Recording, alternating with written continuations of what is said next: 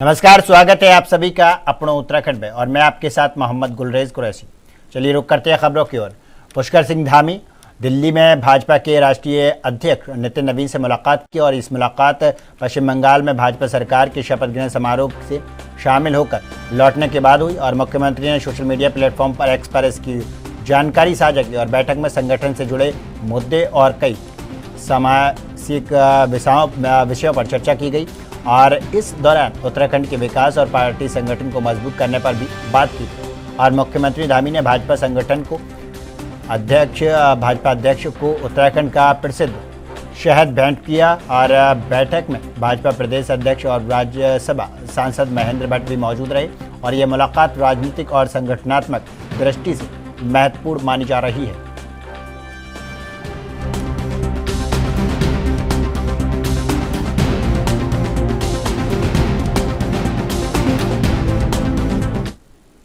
देहरादून के दून सैनिक इंस्टीट्यूशन में आज ऑपरेशन सिंदूर की पहली वर्षगांठ पर प्रदेश राष्ट्रीय कार्यक्रम आयोजित हुआ और मुख्यमंत्री पुष्कर सिंह धामी और सैनिक कल्याण मंत्री गणेश जोशी ने पूर्व सैनिकों और एनसीसी कैडेट के साथ में गौरवमय दिन को मनाया और सीएम धामी ने कहा कि प्रधानमंत्री नरेंद्र मोदी की सटीक रणनीति के चलते हमारी सेनाओं ने पाकिस्तान को महज 4 दिन में घुसकर घुटनों पर टेकने पर मजबूर कर दिया और उन्होंने जोर दिया कि आज का भारत रक्षा क्षेत्र में आत्मनिर्भर है और दुनिया को हथियार निर्यात कर रहा है और पीएम मोदी के नेतृत्व में भारतीय सेना का मनोबल और वैश्विक दबदबा लगातार बढ़ रहा है।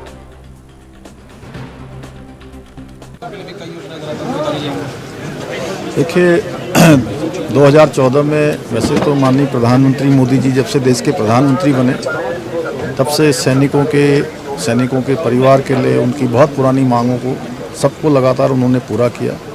सैनिकों को मनोबल को लगातार बढ़ाने के लिए, उनको प्रोत्साहित करने के लिए वो अपने हर प्रमुख दिवस जो हमारे देश के पर्व होते हैं, होली, दिवाली, ऐसे दिनों पर हमेशा सेना के बीच में जाते रहे और अभी ऑपरेशन सिंदूर जिसकी आज पहली वर्षगांठ है, ऑपरेशन सिंदूर में एक सटीक रणनीति हमारे प्रधानमंत्री मोदी जी के नेतृत्व में तीनों हमारी सेनाओं ने अदम्य साहस का परिचय दिया, वीरता का परिचय दिया, शौर्य का परिचय दिया और पाकिस्तान को 4 दिनों पे ही घुटने के बल आने पर मजबूर होना पड़ा।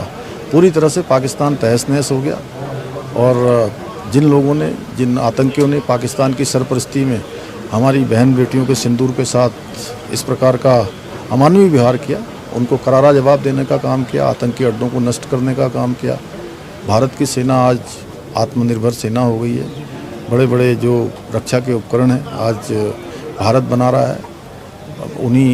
उसकी शक्ति को भी पूरे विश्व ने ऑपरेशन सिंदूर के दौरान देखा। आज रक्षा उपकरणों के निर्यात के मामले में भी भारत दुनिया की टॉप सूची के देशों में शामिल हो गया। 80 से भी अधिक देशों को आज रक्षा के उपकरण भारत सप्लाई कर रहा है। तो मैं इस अवसर पर आज भारत की सेना को भी, आदरणीय प्रधानमंत्री जी को भी धन्यवाद देता हूँ। चल रहा है उसको देखते हुए जो आगामी विधानसभा चुनाव को देखते हुए कांग्रेस ने अपनी तैयारियां तेज कर दी हैं और इसी क्रम में कांग्रेस के प्रभारी कुमारी शैलजा, प्रदेश अध्यक्ष गणेश गोदयाल और नेता प्रतिपक्ष यशपाल अपने आर्य ने बद्रीनाथ धाम पहुंचकर भगवान बद्री में विशाल दर्शन किए और चुनाव में जीत के लिए आशीर्वाद दिया और इस दौरान नेताओं ने कहा कि कांग्रेस मुद्दों पर आधारित राजनीति करेगी और जनता के सवालों को प्राथमिकता देगी और प्रदेश अध्यक्ष गणेश गोदयाल ने कहा कि पार्टी के सभी नेताओं और कार्यकर्ताओं को दायरे से बाहर निकलकर सीधे जनता के बीच जाना होगा और उन्होंने यह भी बताया कि जल्द ही गांव-गांव कांग्रेस अभियान शुरू किया जाएगा और जिसके तहत हर गांव तक पहुंचकर लोगों से संवाद किया जाएगा और उनकी समस्याएं सुनी जाएंगी।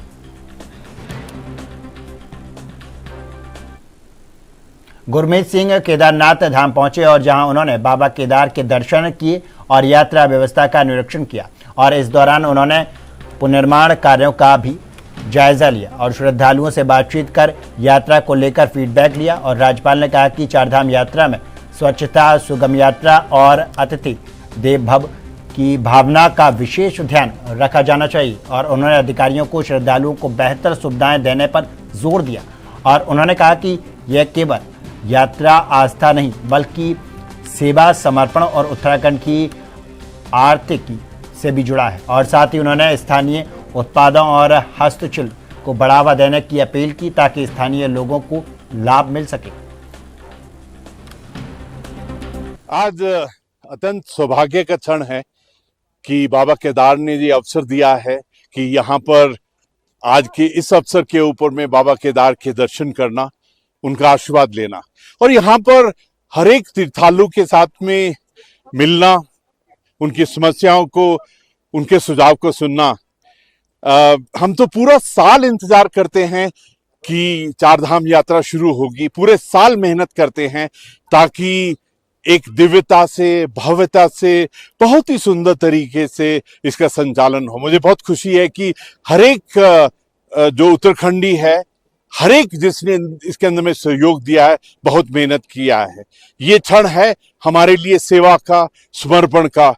और मेरी एक रिक्वेस्ट है सबसे कि यहाँ पर स्वच्छता, एक साधना के लिए जो स्वच्छता और एक धैर्य चाहिए वो बहुत जरूरी है। मेरी रिक्वेस्ट है कि let's keep this area clean, क्योंकि प्रभु वहीं बसता है जहां पर सफाई और सुंदरता होती है। और मुझे बहुत खुशी है कि हमारे जितने भी प्रोजेक्ट हैं बहुत सुंदर तरीके से बढ़ रहे हैं। हर एक प्रोजेक्ट का मकसद है कि किस प्रकार से ये यात्रा सफल हो और प्रभु का आशीर्वाद मिले। मैं केदार बाबा जी को मैं आज जिला विधिक सेवा प्राधिकरण के तत्वाधान में आयोजित राष्ट्रीय लोक अदालत में आज न्याय की नई मिसाल पेश की गई और देहरादून जिले में एक ही दिन में रिकॉर्ड 9,080 मामलों का आपसी समझौते के आधार पर निस्तारण किया गया और इसमें से चेक बाउंस और पारिवारिक विवाद और मोटर दुर्घटना जैसे मामले शामिल रहे और इनमें करोड़ों रुपए की धनराशि पर सहमति बनी और प्राधिकरण की सचिव और वरिष्ठ सिविल जज सीमा डुंगरा कोटी ने बताया कि लोक अदालत आमजन को सस्ता, सुलभ और तत्पर न्याय मिलने का सबसे सशक्त माध्यम है और इस पहल में से न केवल अदालतों का बोझ कम होगा बल्कि सालों से लंबित विवादों का भी सुखद अंत होगा।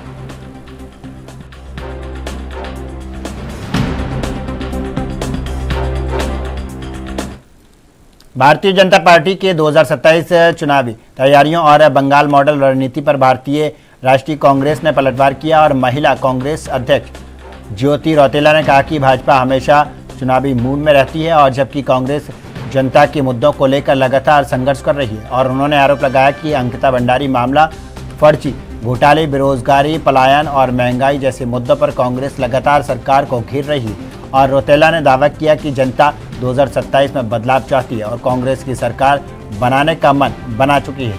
और उन्होंने यह भी कहा कि जल्द ही संगठन विस्तार की नई सूची जारी की जाएगी जिससे पार्टी को और मजबूत किया जाएगा। देखिए, कांग्रेस धरातल पे कांग्रेस लगातार काम कर रही है। हमारी जो पार्टी के नेता हैं, पार्टी के जो राष्ट्रीय महामंत्री हैं, महासचिव हैं, वो आज लगातार 2 महीने से लोगों के बीच में है। बस ये है, हाँ, संगठन की जो कार्यकारिणी के गठन की बात है वो बहुत जल्दी वो लिस्ट आ जाएगी। लेकिन जहां तक कांग्रेस के लोगों के बीच में काम करने की बात है तो मुझे लगता है कि भाजपा से ज्यादा आप लोगों को आज लोगों के बीच में लोगों के मुद्दों पे कांग्रेस दिखाई देगी। पहले समझना पड़ेगा कि भाजपा केवल चुनाव लड़ने की बात कर रही है, लेकिन आज अगर उत्तराखंड के मुद्दों की बात करी जाए, बेरोजगारी की बात करी जाए, महंगाई की बात करी जाए, महिला सुरक्षा की बात की जाए, स्वास्थ्य सुविधाओं की बात की जाए, तो हर जगह भाजपा फेल है।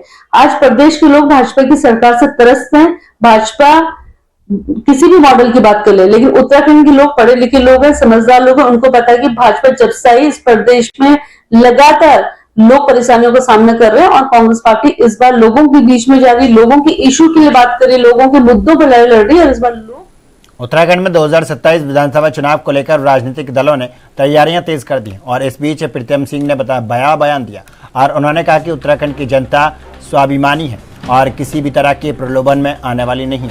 और प्रीतम सिंह ने कहा कि राज्य आंदोलन में महिलाओं ने भी महत्वपूर्ण भूमिका निभाई थी और इसलिए यहाँ के लोग सम्मान और विकास चाहते हैं और न कि लालच।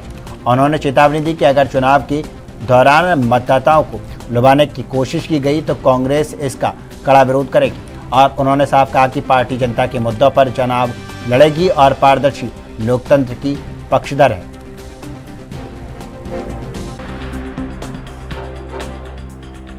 देखिए, जहां तक उत्तराखंड का जिक्र आपने किया, उत्तराखंड के लोग बहुत स्वाभिमान वाले लोग। आपने देखा होगा राज्य निर्माण के समय कि किस तरीके से यहाँ की मातृशक्ति और आंदोलनकारियों ने राज्य प्राप्ति के लिए अपना बलिदान देने का काम किया है। उत्तराखंड के लोग सीने पे गोली खाते हैं, पीठ पे गोली नहीं खाते। तो हम कहते हैं निश्चित रूप से सरकार करेगी प्रयास, वो कोशिश करेगी कि महिलाओं के खातों में पैसे डाल दे, लेकिन वो ये भूल रहे हैं कि उत्तराखंड की महिलाओं का जो स्वाभिमान है उसको खरीदा नहीं जा सकता है, उसे जो है चुनौती नहीं दी जा सकती है। और हथकंडे भी अपनाएंगे, सीबीआई, ईडी, इनकम टैक्स तो इनका परमानेंट हथियार है। केंद्रीय बलों को भी नियुक्त करेंगे, कोशिश करेंगे, लेकिन मैं समझता हूं कि कांग्रेस का कार्यकर्ता, उत्तराखंड के लोग अगर ऐसा कृत्य जो है उत्तराखंड में करने का प्रयास भाजपा या सरकार ने किया तो उसका बड़ा। देहरादून कलेक्ट्रेट स्थित एनआईसी कार्यालय अब नए और आधुनिक स्वरूप में नजर आएगा और जिलाधिकारी सविन बंसल ने आज नवीनीकृत कार्यालय का विधिवत उद्घाटन किया और इस पहल का मुख्य उद्देश्य जिले की ई गवर्नेंस व्यवस्था को और अधिक सुदृढ़ और प्रभावी बनाना है और आधुनिक संसाधनों से लैस इस कार्यालय में तकनीकी स्टाफ के लिए बेहतर कार्यस्थल तैयार किया गया और जिलाधिकारी ने कहा कि प्रशासनिक और निर्वाचन संबंधी कार्यों में एनआईसी की भूमिका बेहद महत्वपूर्ण है और इस आधुनिकीकरण से सरकारी डिजिटल सेवाओं में न केवल तेजी आएगी बल्कि पारदर्शिता भी सुनिश्चित होगी।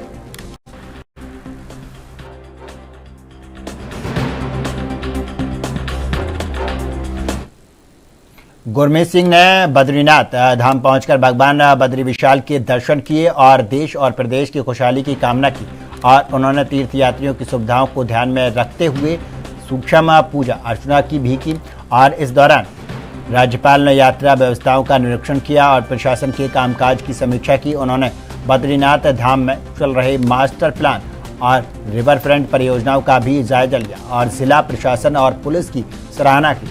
राज्यपाल ने श्रद्धालुओं से अपील की कि वो अनुशासन और भक्ति भाव के साथ यात्रा करें और साथ ही उन्होंने स्थानीय उत्पादों को बढ़ावा देने पर जोर दिया ताकि क्षेत्रीय अर्थव्यवस्था को लाभ मिल सके।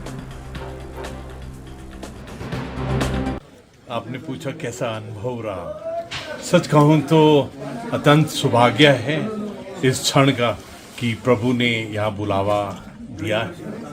आज यहाँ आकर बहुत ही अच्छा लग रहा है। सबसे पहले तो मुझे इस बात की खुशी है कि जितने भी हमारे प्रोजेक्ट हैं बद्री विशाल इस धाम के जो प्रोजेक्ट्स हैं बहुत ही सुंदर तरीके से आगे बढ़ रहे हैं, बहुत अच्छा प्रगति कर रहे हैं और जो बचे हैं उनके ऊपर में मैंने सीडीओ साहब से, डीएम साहब, एसएसपी साहब से बात किया है, पूरा यहाँ पर जो अधिकारीगण से बात किया है।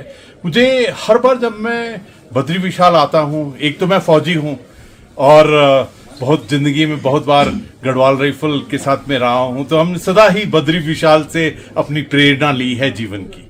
और मैं तो सबको ये बोलता हूँ कि जो लक्ष्मी माँ हैं, कुबेर जी हैं, नारायण जी हैं, उनका जो परमानेंट एड्रेस है वो यही बद्री विशाल है। तो यहाँ आकर एक अलग ही वाइब्रेशन, अलग ही ऊर्जा, अलग ही दिव्य और भव्यता का अनुभव होता है। यहाँ पर मुझे सबसे प्यारा क्या लगता है कि यहाँ पर जितने भी तीर्थालु आते हैं, अपनी आस्था लेके आते हैं, उनका जो खुद का एक डिसिप्लिन है, अनुशासन है और जिस आत्म शरण। भारतीय जनता पार्टी ने भारतीय राष्ट्रीय कांग्रेस की उत्तराखंड प्रदेश कार्यकारिणी की गठन में हो रही देरी पर सवाल उठाए और भाजपा प्रदेश प्रवक्ता मथुरा दत्त जोशी ने कहा कि 2020 के बाद से कांग्रेस अब तक अपने प्रदेश कार्यकारिणी का गठन नहीं कर पाई और उन्होंने आरोप लगाया कि कई प्रदेश अध्यक्ष बदलने के बावजूद संगठन अधूरा है और जोशी ने कहा कि कांग्रेस में कार्यकारिणी का गठन बीरबल की खिचड़ी जैसा बन गया है जो कभी पूरा नहीं होता और यह भी कहा कि कांग्रेस के आम कार्यकर्ता लंबे समय से जिम्मेदारी मिलने की उम्मीद लगाए बैठे हैं और लेकिन उन्हें अब तक मौका नहीं मिला और जिससे पार्टी संगठन कमजोर दिखाई दे रहा है। देखिए 2020 से लगातार आप कार्यकारिणी के बारे में सुन रहे हैं। कांग्रेस पार्टी 2020 से अभी तक कार्यकारिणी नहीं बना पाई है। 4 अध्यक्ष इनके बदल गए हैं और दो दयाल जी चौथे अध्यक्ष के रूप में काम कर रहे हैं। और अब बार बार कह रहे हैं कि कार्यकारिणी बनाएंगे। अबे आप बनाने कहने का नहीं पड़ेगा, आप बना लीजिए। आप अच्छे कार्यकर्ता लाइए, आप बुरे कार्यकर्ता लाइए, आप या जिस तरह के भी कार्यकर्ता आप लाते हैं, आप कार्यकारिणी बनाइए, आपका अपना काम है।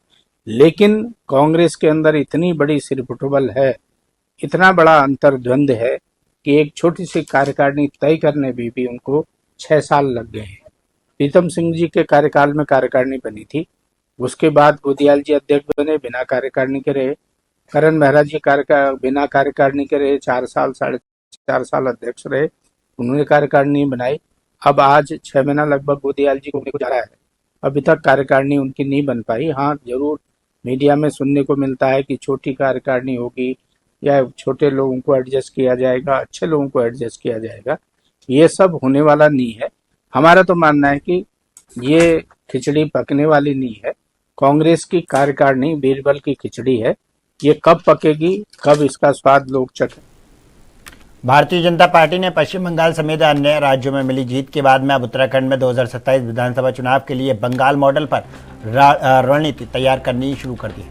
और भाजपा प्रदेश महामंत्री कुंदन परियार ने कहा कि पार्टी माइक्रो मैनेजमेंट और बूथ कमेटी और पन्ना प्रमुख सरपंच को और मजबूत करेगी। और उन्होंने कहा कि छोटी छोटी बैठकें और कार्यकर्ताओं की सक्रियता के जरिए भाजपा 2027 में लगातार तीसरी बार जीत यानी कि हैट्रिक लगाने की तैयारी कर रही है। और पार्टी संगठन को मंडल और जिला बूथ और शक्ति केंद्र स्तर तक सक्रिय किया जाएगा और इसके लिए नियमित बैठकों का कार्यक्रम भी तय किया गया है और ताकि चुनाव तैयारियों को और भी मजबूत किया जा सके।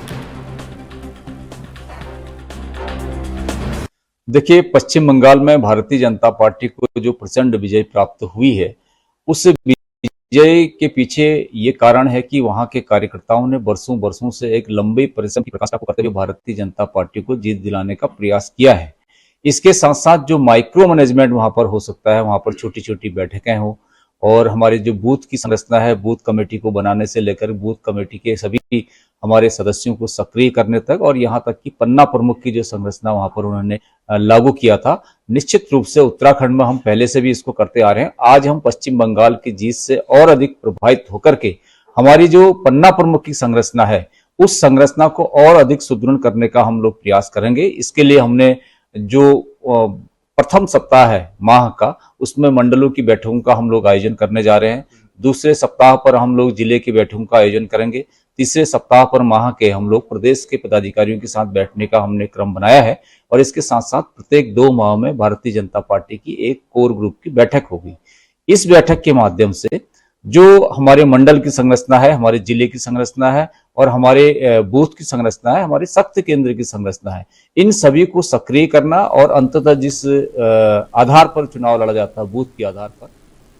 देहरादून के रायपुर विधानसभा क्षेत्र में मोहकपुर फ्लाईओवर के नीचे स्थानीय लोगों ने जल कल्याण समिति के बैनर तले प्रदर्शन किया और लोगों ने काम नहीं तो वोट नहीं के नारे लगाए। और उनका कहना है कि फ्लाईओवर बने करीब 8 साल हो चुके हैं लेकिन अभी तक सर्विस लाइन और सुंदरीकरण का काम पूरा नहीं हुआ है और क्षेत्र में फैली गंदगी और कूड़े को लेकर कई बार शिकायतें की गई और लेकिन कोई ठोस कार्रवाई नहीं की गई और इससे लोगों में नाराजगी बढ़ती जा रही है और प्रदर्शनकारियों ने जनप्रतिनिधियों के खिलाफ विरोध जताते हुए जल्द समस्याओं के समाधान की मांग की और उन्होंने चेतावनी दी कि अगर जल्द सुधार नहीं हुआ तो आंदोलन और तेज किया जाएगा।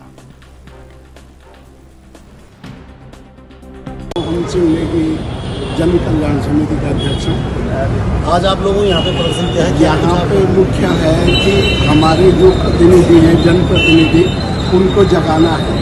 तो बेचारे सोए हैं, कितनी मेहनत हमने उनको प्रतिनिधित्व देने में की और उसके बाद वो सो गए।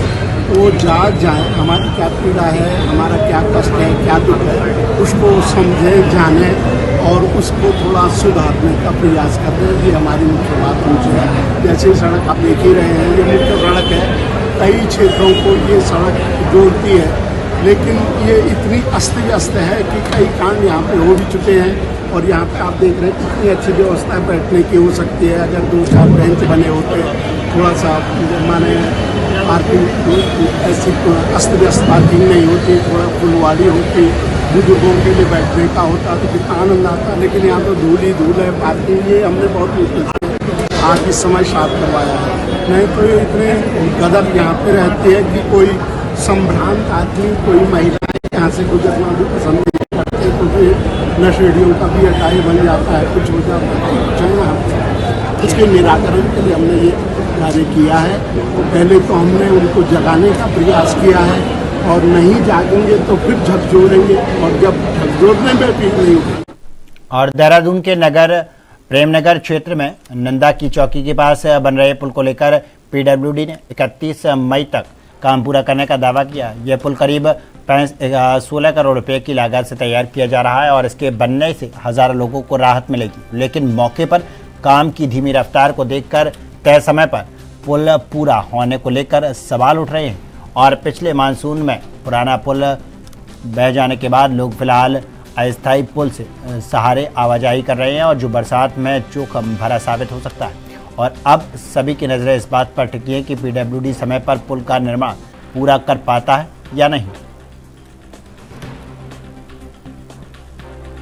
तो सर, नन्ना की चौकी पुल की अगर बात की जाए तो जिस तरह की मौजूदा स्थिति है, कब तक हम उसे हैंडओवर जैसे तैयार कर रहे हैं? देखिए, जो हमारा प्लान बना है उसको करने के लिए जो हमारी पूरी कार्य योजना बनी हुई है उसको हम 31 मई तक का टारगेट हमने रखा है कि 31 मई तक हम सेतु पर अपना जो यातायात है वो शुरू कर देंगे। ये अभी हमारा प्लान है। कुल लागत वगैरह कुल क्या है उसका? 16 करोड़ की इसमें हमें एनएचए से पैसा मिला था। 16 करोड़ में ये हम बना रहे हैं। इसमें ब्रिज भी है और जो हमारे अप स्ट्रीम डाउन स्ट्रीम में जो पोटेशियम वर्क कर रहे हैं उसका भी उसमें शामिल है। और जो हमारे एग्जिस्टिंग पियर्स थे उनको भी हमने स्ट्रेंथन कराया, जैकेटिंग करके। उत्तराखंड सरकार अब पहाड़ों को एडवेंचर टूरिज्म हब के रूप में विकसित करने की तैयारी कर रहा है और पर्यटन मंत्री सतपाल महाराज ने कहा कि स्लीप अंडर द स्टार्स जैसी नई योजनाएं शुरू की जाएंगी और जिससे पर्यटकों को पहाड़ों में अलग अनुभव मिलेगा। उन्होंने बताया कि ओली और गोरसों में अच्छी बर्फबारी और यूरोप जैसे स्लोप्स और जहां अंतर्राष्ट्रीय स्तर के विंटर गेम्स और आयोजित किए जा सकते हैं। और सरकार का फोकस अब केवल चारधाम यात्रा तक सीमित नहीं बल्कि एडवेंचर और विंटर टूरिस्ट को भी बढ़ावा देना है और इस राज्य में पर्यटन बढ़ेगा और स्थानीय लोगों को रोजगार के नए अवसर मिलेंगे।